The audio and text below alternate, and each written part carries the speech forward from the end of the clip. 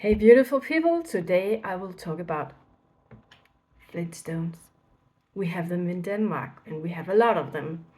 And I know there are some places in the world who do not have them.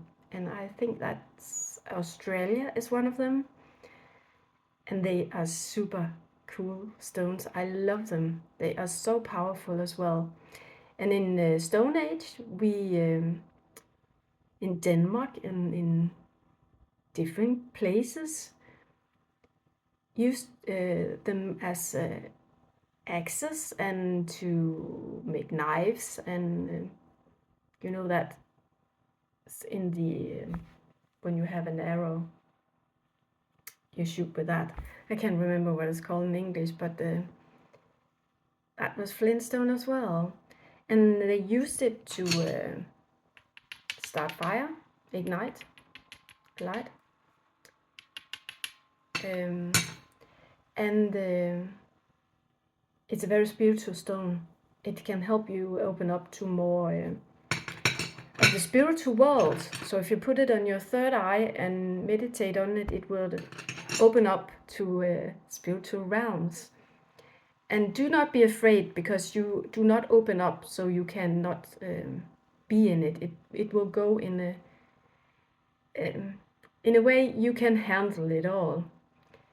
And it's super good if you find a piece. It do not have to look like a knife. It can be other shapes as well.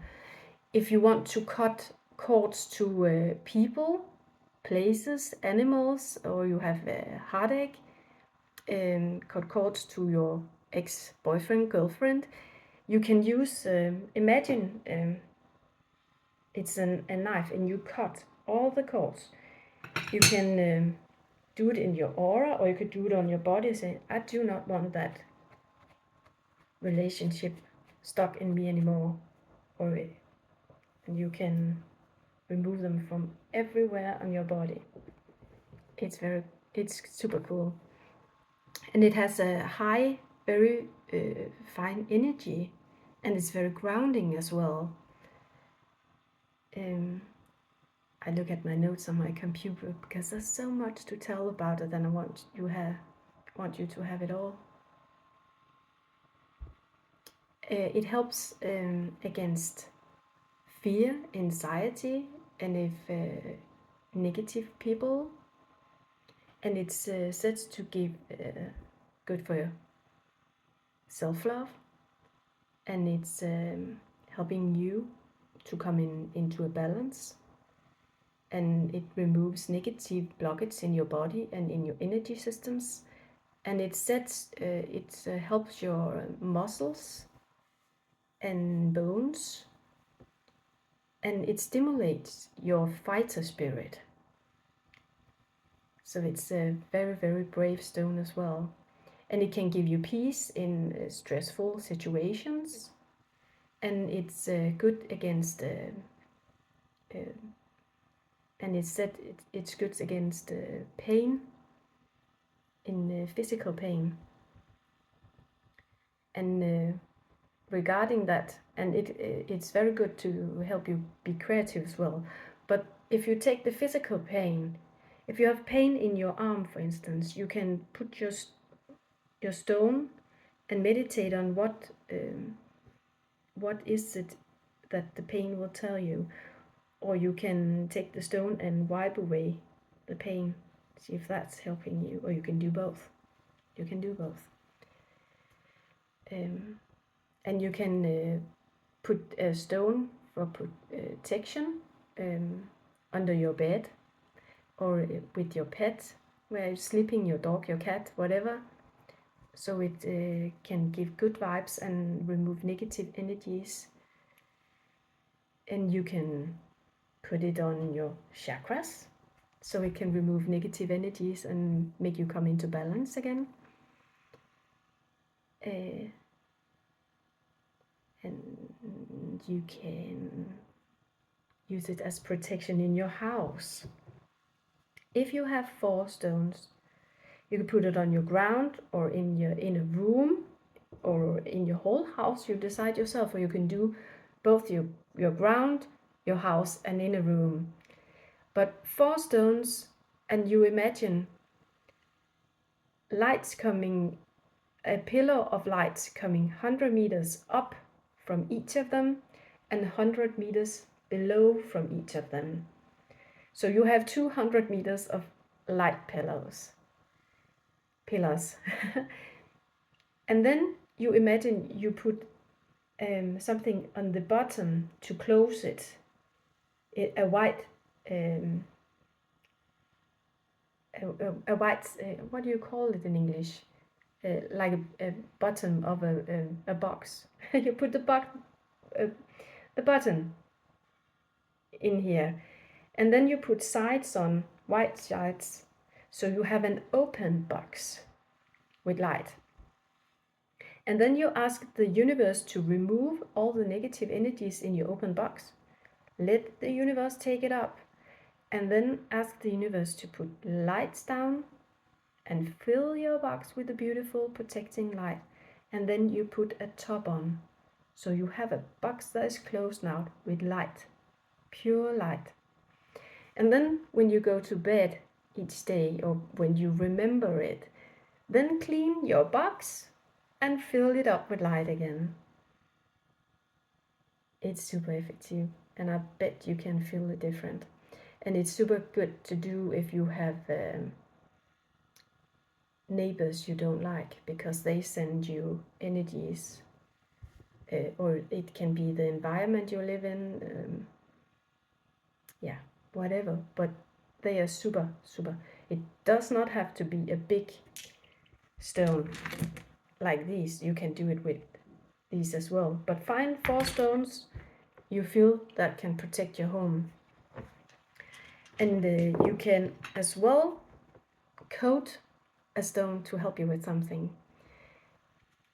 Your right side is where you're giving, and your left side is where you're receiving. So take your giving hand, right hand, put your stone, imagine you're surrounded by light, and then you put your intention into the stone. For instance, you want abundance. Don't say how you want the abundance, just say I want abundance of all kinds of nice things. Or if you want the love of your life,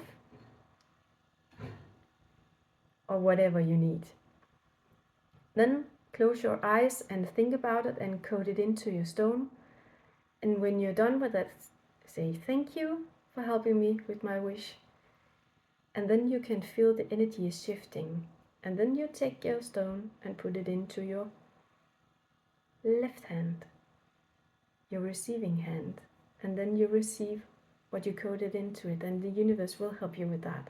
And you could have it placed in your home where you can see it every day, or you can go with it in your pockets.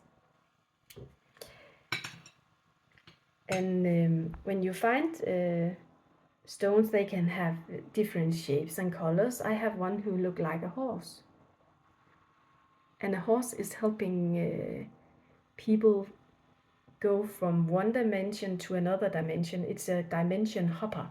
It helps you safely from dimension to dimension, for instance, and it's a nice animal. And I have one with a happy mouth who's helping me with joy. And I have a little spooky one, kind of, but it's super cool. You ready? Don't be afraid. You know, he's looking like, you know, a kind of troublemaker, a clown or something like that. So if I want clarity on something, I think that's weird. Is there any tricky things in that situation here?